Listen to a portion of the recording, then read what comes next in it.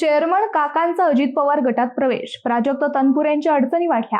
Doctor Tanpure साखर कारखान्याच्या निवडणुकीत एक हाती विजय मिळवून कारखाना ताब्यात घेतलेल्या माजी मंत्री प्राजक्त तनपुरेंना त्यांच्या राजकीय प्रवासात नवा झटका बसला आहे। त्यांचे चुलते आणि कारखान्याचे नवनियुक्त चेअरमन अरुण तनपुरे यांनी आपल्या सुपुत्रासह राष्ट्रवादी काँग्रेस अजित पवार गटामध्ये अधिकृत प्रवेश केला आहे। हा प्रवेश मंगळवारी रात्री देवगिरी बंगल्यावर उपमुख्यमंत्री अजित पवार यांच्या उपस्थितीत पार पडला। यावेळी प्रदेशाध्यक्ष सुनील तटकरे, आमदार शिवाजीराव गर्जे, आमदार काशीनाथ दाते, जिल्हाध्यक्ष अशोक सावंत आणि इतर मान्यवर उपस्थित होते।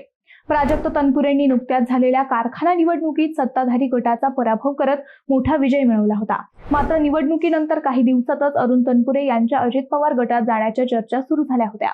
अरुण तनपुरे हे केवळ प्राजक्त तनपुरेंचे चुलतेच नाहीत, तर स्थानिक राजकारणातही प्रभावशाली नेतृत्व मानले जाते। त्यामुळे त्यांच्या अजित पवार गटातील प्रवेशामुळे प्राजक्त तनपुरेंची पुढील भूमिका काय असणार याकडे राजकीय वर्तुळाचे आणि स्थानिक कार्यकर्त्यांचे लक्ष लागले आहे। प्राजक्त तनपुरेंनी यापूर्वी कारखाना निवडणुकीच्या दरम्यान वक्तव्य करताना राजकारणात कोण कुठे जाईल हे सांगता येत नाही असे सूचक विधान केले होते। त्यामुळे तेही अजित पवार गटाकडे वळणार का या संदर्भात चर्चेला उधाण आले आहे।